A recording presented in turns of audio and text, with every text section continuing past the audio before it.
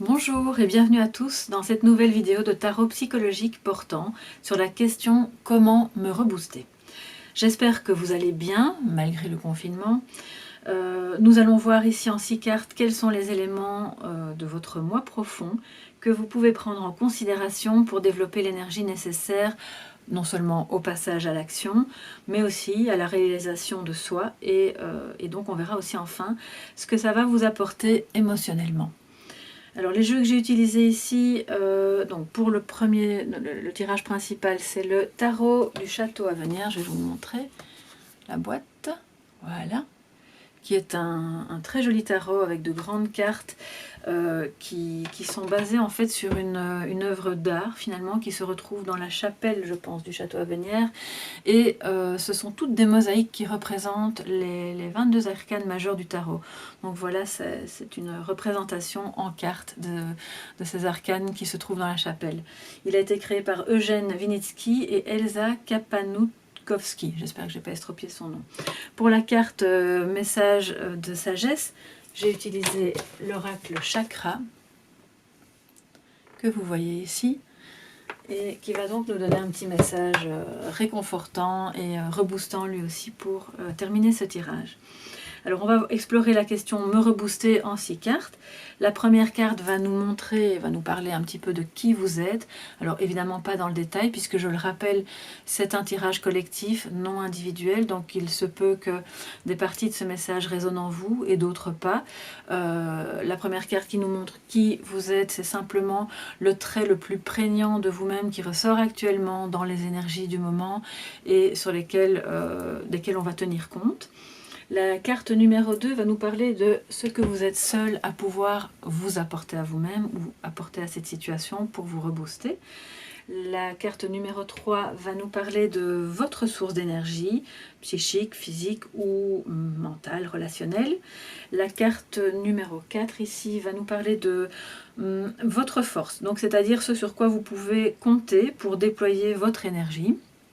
La carte numéro 5 ici va nous montrer un petit peu quel est votre but ou quel devrait être idéalement votre but dans ce processus pour vous rebooster. Et la dernière carte ici, la numéro 6, va nous parler de votre récompense émotionnelle, psychologique, etc. suite à tout ce processus. Donc, on va directement regarder la première carte qui parle de qui vous êtes. Et nous avons la lune. Voilà, vous la voyez bien là. Alors cette carte ici évoque une personne intuitive et réceptive, qui est très capable d'écouter son propre ressenti, ainsi que celui des personnes qui l'entourent. Donc là, c'est vraiment quelque chose d'assez primordial dans votre fonctionnement. Vous êtes probablement une personne qui est appréciée pour cette capacité, parce que bon, vous savez accueillir chaleureusement l'autre et son vécu, ses ressentis. Vous savez discerner les bonnes attitudes ou les comportements positifs des mauvaises attitudes et des mauvais comportements, parce que vous avez appris au fil du temps à vous baser justement sur vos intuitions, hein, sur votre, puisque l'étang en dessous ici, cette grande flaque d'eau, on va dire, représente les eaux de votre inconscient, et ils sont quand même mis en lumière à la lueur de la lune.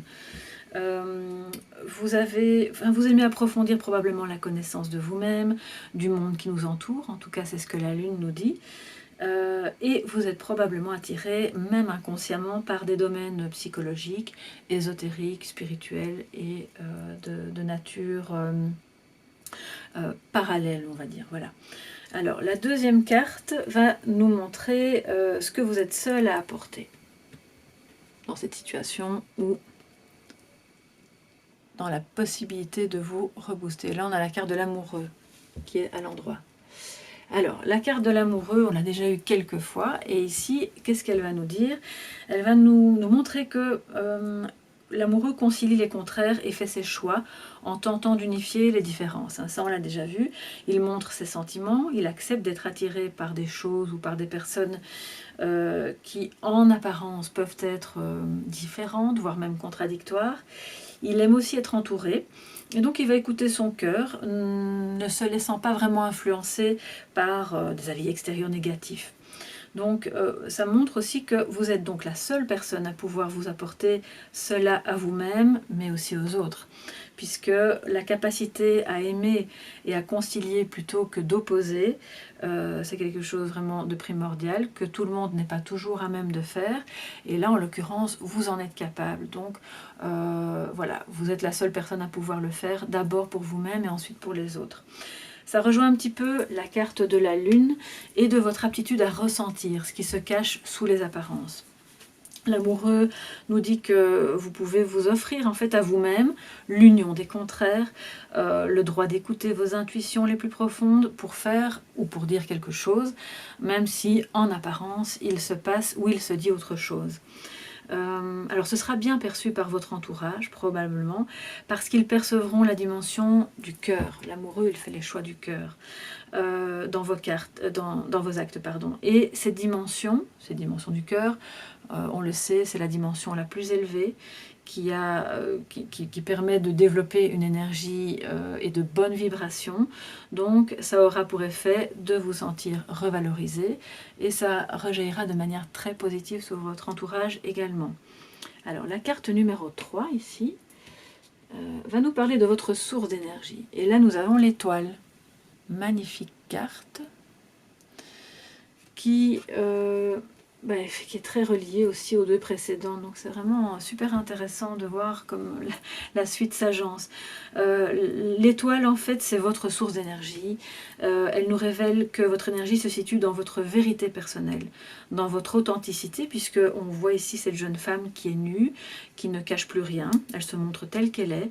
Elle est généreuse, on le voit avec les jarres. Elle déverse quand même pas mal, une grande quantité de liquide. Ce liquide représente évidemment la vie, sa création, tout ce qu'elle peut donner. Donc elle est effectivement très généreuse et elle donne de manière généreuse, mais pas aveuglément. C'est-à-dire qu'elle a quand même ce discernement qui lui permet de savoir à qui elle donne, à quel moment, pourquoi elle le fait. Alors je ne suis pas en train de dire que c'est conditionnel, mais sa générosité est éclairée. Voilà, on va dire ça comme ça. Donc vous pouvez puiser dans votre authenticité, ça sera une source d'énergie pour vous, dans votre générosité et dans votre côté positif, parce que l'étoile nous dit aussi qu'elle a foi en l'avenir, elle se sait bien guidée, et donc ça va vous donner l'énergie d'avancer, de vous réaliser dans la tranquillité, d'être apaisé aussi, et dans l'espoir que vous donnerez aux autres, car vous êtes à l'aise avec vous-même, avec ce qui émane de vous, avec toutes vos facettes finalement. Donc voilà ce que l'étoile nous dit de votre source d'énergie, et c'est très beau vraiment, parce que comme on est dans une période de changement et où tout est chamboulé, où on ne sait pas trop bien où on va, être soi-même et se montrer tel qu'on est et être généreux seront évidemment des valeurs à privilégier pour la suite des événements. Alors la carte numéro 4, nous allons la retourner. Le soleil, voilà, qui brille, qui est quand même très très gros sur la carte, et c'est votre force. Voilà, ça révèle votre force. C'est la carte de la réalisation, du bonheur, de la totalité. Le soleil éclaire tout, et bien plus encore, puisque en gros c'est comme si plus rien ne pouvait être ignoré, tant vos bons côtés que vos moins bons côtés, les bons et moins bons côtés de la situation ou de la relation à laquelle vous pensez. Quelle que soit finalement votre idée, le soleil met en lumière et vous dit aussi qu'il est important de travailler vos ombres, hein, les ombres qui sont amenées aussi par la lune. Parce que de cette manière-là, vous pourrez aussi être plus authentique. Le soleil, une fois que tout est mis en lumière, vous sortez des jugements de valeur que vous auriez peut-être tendance à vous infliger ou que vous subissez de la part d'autres personnes. Et donc vous allez avancer dans votre projet, votre situation ou cette relation de manière beaucoup plus détendue, chaleureuse et aussi très rationnelle, puisque une fois que tout est vu, on a en main les éléments pour pouvoir avancer sans être constamment dans l'émotionnel et dans des réactions qui ne sont pas appropriées.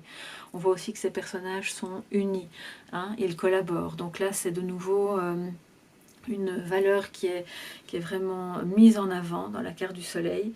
La carte du soleil nous dit que le côté humain et affectif est très important, ce qui signifie dans ce tirage de comment se rebooster, que votre force sur laquelle vous pouvez vous appuyer pour vous rebooster fera partie d'un tout, de préférence très humain, très tourné vers le bonheur, d'abord le vôtre et aussi celui des autres par extension, parce que vous ne pourrez de toute façon pas rendre les autres heureux si vous êtes vous-même malheureux ou malheureuse. Et donc vous ferez ça, votre force est de le faire dans l'unité, avec la clairvoyance, avec l'authenticité et sans jugement de valeur. Vraiment ça va vous faire un bien fou.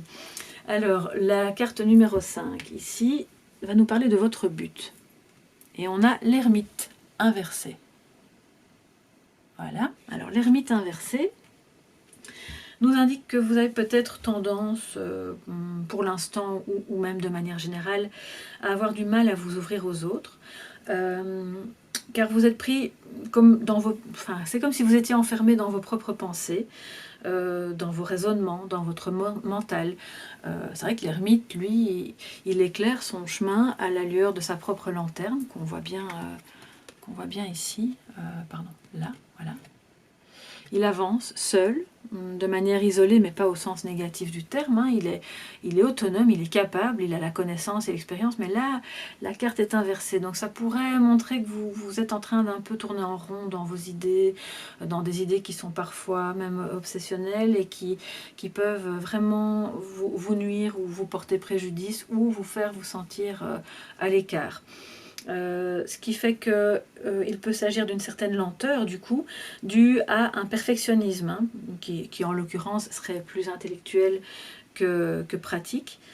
Ça freine votre passage à l'action, votre dynamisme, votre dynamique créative aussi. Donc le but c'est de remettre la carte à l'endroit, comme toujours, de faire confiance à votre expérience, à vos connaissances, qui sont celles de l'ermite, hein, puisque vous l'avez en vous, de remettre du mouvement, de repartir sur votre chemin, mais en étant tourné et relié aux autres. Donc ça peut évidemment, même confiné, se traduire par une ouverture à travers les réseaux sociaux, à travers des coups de fil, à travers des communications de toutes sortes, mais vraiment cette carte vous encourage à vous réouvrir aux autres et à partager finalement vos connaissances. Ça va vous donner beaucoup plus d'énergie. Donc vous allez idéalement évidemment remettre du mouvement et de l'action. Ça va vous permettre de sortir en fait de ce cycle sans fin, d'une réflexion qui pompe littéralement votre énergie. Alors les cartes précédentes qu'on a vues nous ont montré que vous pouviez être totalement vous-même, vous pouviez être chaleureux et ouvert dans la collaboration, dans le fait de tout voir, d'être dans un sentiment aussi d'espoir, hein, pour pouvoir concilier les contraires tout en faisant les choix du cœur. Alors, à la fin de ce processus, votre récompense, donc on va voir quelle est-elle, et on a le magicien. Donc la carte du tarot de Marseille, c'est le battleur, magnifique carte, c'est la toute première carte du tarot. Et il exprime ici l'éternelle capacité que vous avez de recommencer. De renaître de vous-même en fait. Hein. Il incarne le principe créateur avec tous ses outils. dont on a déjà parlé, donc l'amour, les sentiments, la prise de décision, le mental, l'action, et avec les deniers, la réalisation matérielle, donc il a tout en lui. Il y va, il crée, il recommence. Il est à moitié dans l'action et à moitié dans la réflexion. Pourquoi? Parce que le bleu ici au-dessus nous indique qu'il est quand même connecté à une dimension plus spirituelle, de réflexion par rapport à la valeur de ses actes aussi. Alors finalement ça va remettre un équilibre, c'est ça la récompense, hein, un équilibre en vous qui vous redonnera vie et confiance, comme un sentiment de rajeunissement ou de vitalité, parce que le battleur, enfin le magicien, il est une personne dynamique, pleine de vie, assez spontanée. Il ne cogite pas trop longtemps pour passer à l'action, hein, puisqu'il est, lui, tourné vers les autres, vraiment, et il fait face peut-être à ce public qui le regarde, qui l'écoute. Ça peut être sa famille, ça peut être des amis, des proches. Et avec lui, finalement, on a le sentiment que tout est possible. Voilà, on ne sait pas trop où ça mène, mais on on a foi dans l'avenir et on sait que tout est possible. Et lui, il est vraiment intimement persuadé de ça aussi, ce qui fait de lui une personne évidemment très dynamique et pleine de vie, très spontanée. Donc on pourrait finalement résumer à ça, voilà les récompenses, voilà à quoi pourrait ressembler votre récompense. C'est vraiment le sentiment d'être capable de tout, d'être très créatif, de repartir à zéro, de recommencer. Et donc ça va forcément vous donner beaucoup d'énergie. Alors la dernière carte ici, c'est notre petit message de sagesse du jour.